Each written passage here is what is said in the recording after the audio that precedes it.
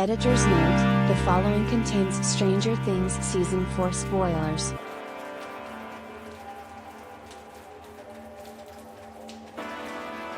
Stranger Things is known for having a large cast of core characters.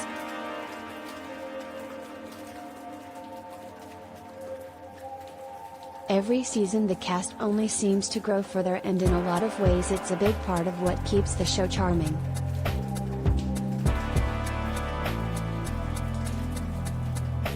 If we were still just following Dustin, Gaten Matarazzo, Mike, then Wolfhard, and Lucas, Caleb McLaughlin, every season, I'm not sure if I would have even kept watching.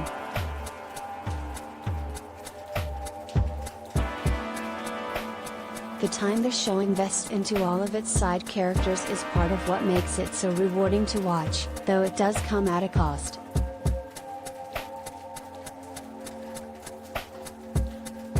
As a cast gets larger, it's only natural that from time to time some characters' stories fall by the wayside while others take center stage.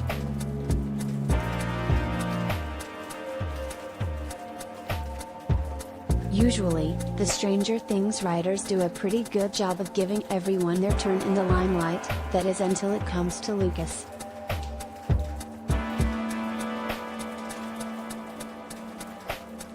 I don't know that I've ever found Lucas compelling in the slightest.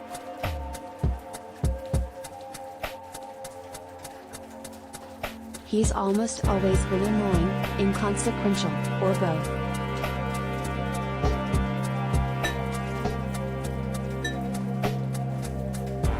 Collider video of the day: in Season 1 Lucas spends a lot of time berating Eleven, Millie Bobby Brown, and not much else.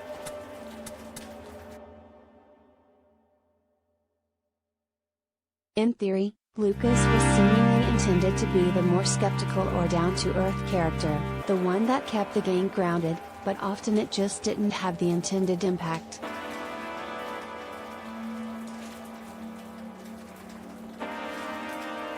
In Season 2 Lucas gains some degree of interest through his slowly developing relationship with Max, Sadie Sink.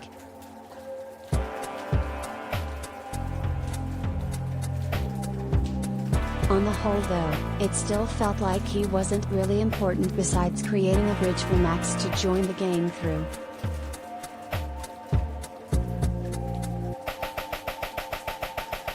Werewolf was connected to the Upside Down, Mike was connected to Elle, and Dustin was connected to Dart, his demo dog. Lucas didn't really seem to contribute much to the actual plot.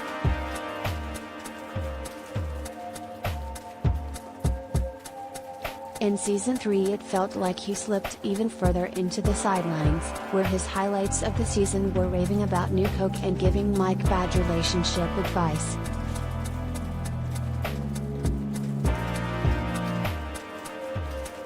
In Season 4 though, we finally get a Lucas that's compelling and meaningful to the plot and characters.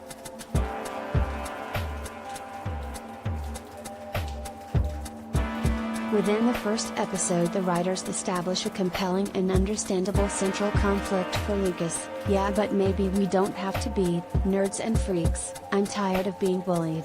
I'm tired of feeling like a loser, he declares to Mike and Dustin.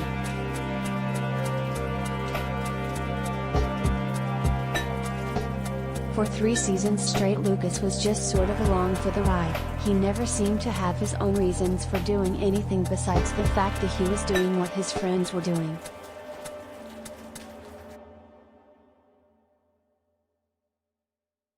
Season 4 is the first time in the whole series, though, that we see Lucas really making decisions for himself, having real goals, and going for them.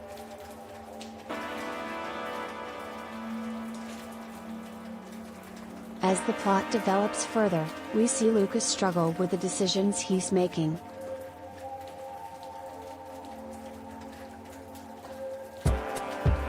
He misses his friends, he's in with a new crowd now, and eventually that crowd, the basketball team, starts to try and hunt down the gang.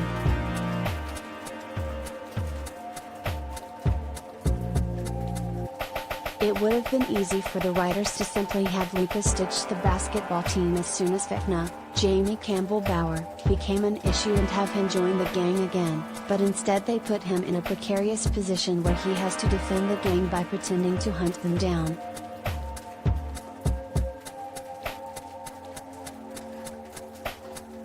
The way we see Lucas give the basketball team red herrings in order to save his friends before eventually splitting off shows a resourcefulness that we've never seen in Lucas.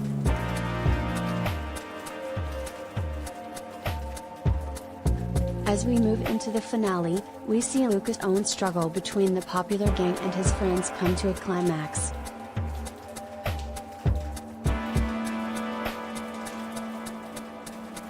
At its root, Stranger Things has always been a coming-of-age story using sci-fi elements and monsters to act as metaphors for the struggle of youth.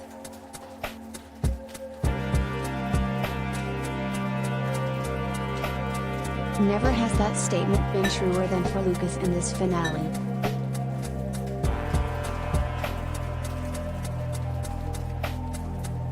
Lucas spends his whole childhood prior to this being a reject, a nerd, and a freak.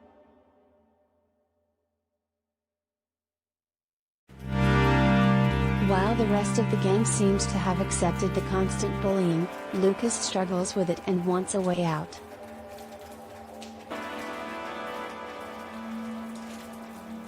In joining the basketball team and assimilating into the jock crowd, he finds himself with the same bullies that had calling him a freak his whole life.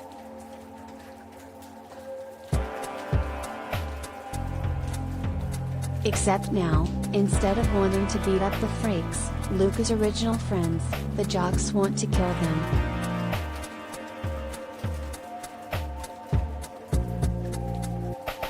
So, when in the final episode we see Lucas being beaten senseless by Jason, Mason die, after trying to reason with him and eventually fighting back and winning, it means something to Lucas and to the audience.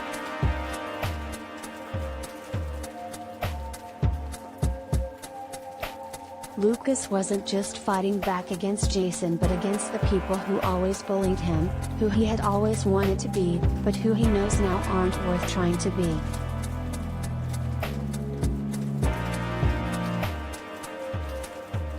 That's all without even talking about his journey all season to repair his relationship with Max.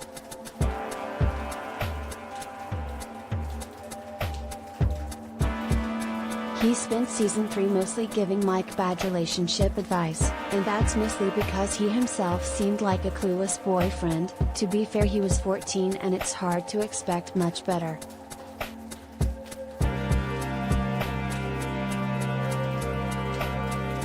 In season 4 though, we see a more emotionally mature Lucas, one who genuinely wants to be there for Max, and one who we can root for.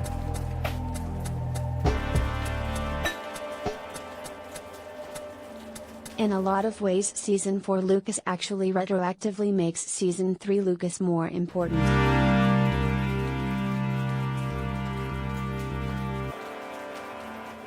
Part of the reason why we want to see Lucas succeed now is because we can see that he's grown from the kid he was back then.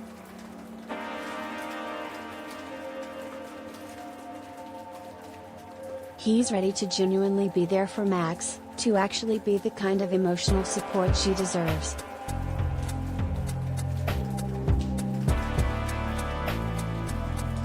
In episode 4, when Max is about to die, it's Lucas who knows her favorite song.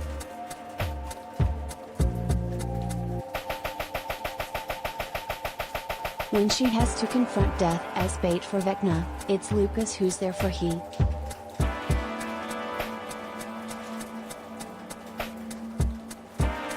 And when she ends up in the hospital, it's Lucas who stays with her even though he himself should probably be getting treatment after his fight with Jason.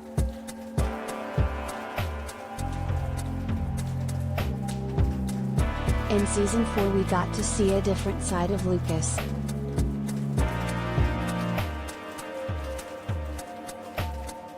A new side not necessarily out of character, but one that channeled all his internal conflicts and redeemable qualities that we only ever got glimpses into before.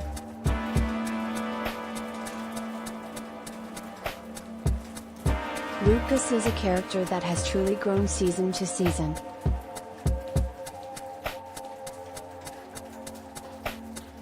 Ultimately, that's what Luke has always lacked in previous seasons, true conflict and growth, something the creators gave him in spades for this season.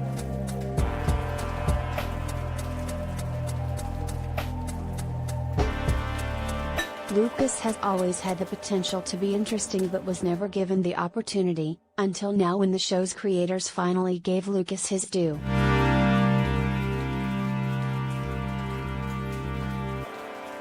Read more Stranger Things stories here. 10 times Stranger Things hit everyone in the feels. Natalia Dyer on Nancy's evolution in Stranger Things. She's pretty tough. Stranger Things. Why Will and Jonathan's talk meant so much to the brothers. Stranger Things 5. Everything we know so far about the final season. Every popular 1980s actors who have appeared in Stranger Things.